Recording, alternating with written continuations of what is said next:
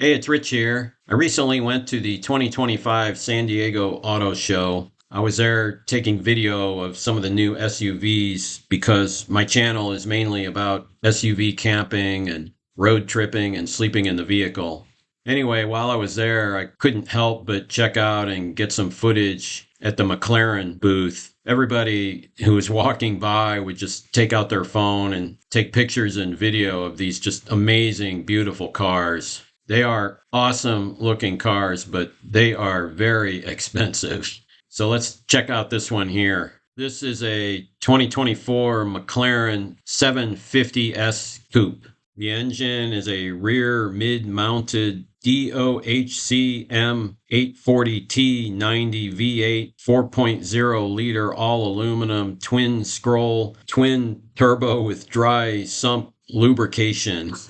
I know what V8 and 4 liter and all aluminum and twin turbo is, but I have no idea what the rest of that is. The transmission is a 7-speed McLaren dual clutch seamless shift gearbox. There are apparently 3 powertrain and transmission modes, which are comfort, sport, and track. As for the price, let's take a look at the sticker. And you can see the model is 2024 McLaren 750S Coupe. And the price starts, I'll freeze the frame, manufacturer's suggested retail price, $324,000 even. And then you've got all these optional add-ons. And you go all the way down to the bottom and you can see the total suggested retail price is $412,780.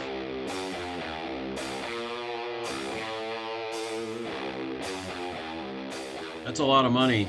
I mean, you can, or at least you used to be able to buy a house for that much money, and probably still can in some areas. So, yeah, the price of the car is kind of shocking, but the thing that raised my eyebrows the most, I didn't really even notice until I started making this video. And if you go back to the optional equipment and all the different options listed, and you go all the way to the last item right before the total suggested retail price, you see gas guzzler tax, $1,000.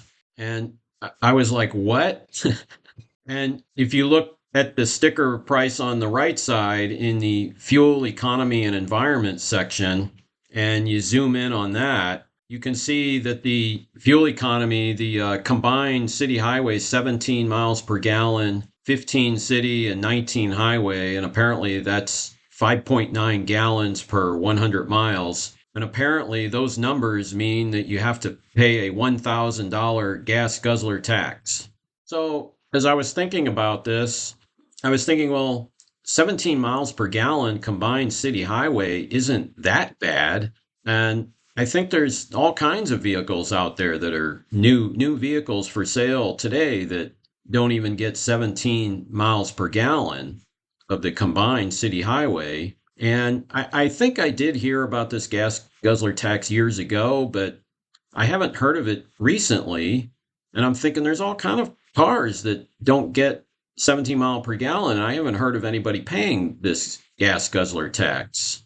And so I decided to do some research and look into this. And so here's the part of the United States Environmental Protection Agency website that talks about the gas guzzler tax. And it's in here for the overview. It says Congress established gas guzzler tax provisions in the Energy Tax Act of 1978 to discourage the production and purchase of fuel inefficient vehicles. And it says for more information, you can see this PDF document, program overview of the gas guzzler tax. So I clicked on that. And you get this document that says manufacturers of new cars that fail to meet the minimum fuel economy level of 22.5 miles per gallon have to pay a gas guzzler tax. The tax is intended to discourage the production and purchase of fuel inefficient vehicles. And this just seems crazy to me because it's saying the threshold of paying this tax is 22.5 miles per gallon. I just said the McLaren gets 17 miles per gallon, which isn't that bad. Well, 22 is really not that bad. I mean, there's just tons of vehicles out there today still that don't get 22.5 miles per gallon. And I just don't hear of people paying this gas guzzler tax. But the important part is you have to keep reading, and you have to read this next paragraph, and then that explains it. The second sentence there says this tax does not apply to minivans, sport utility vehicles, and pickup trucks. Congress did not impose a gas guzzler tax on these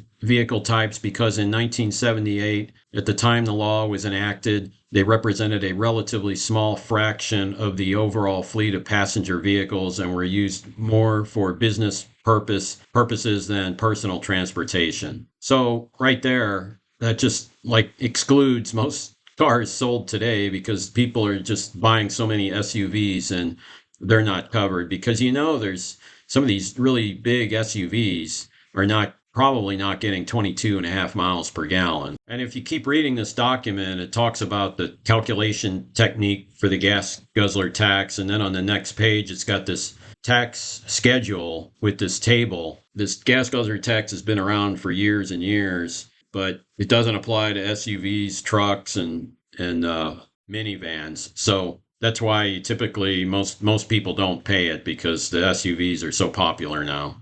Anyway, I found that interesting, and I guess the idea of a gas guzzler tax sort of raised my eyebrows a little bit. But then on the other hand, if somebody can afford a $400,000 car, then I guess $1,000 more for a gas guzzler tax is pretty minimal.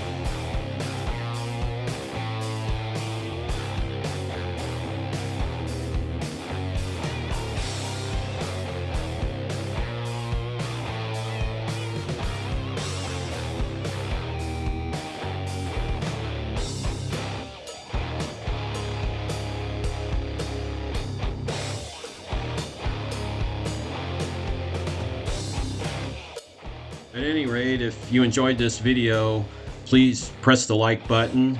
And if by chance you like content that's mostly about SUV camping and road tripping and sleeping in the vehicle, and then once in a while something different like this video, then please consider subscribing to my channel.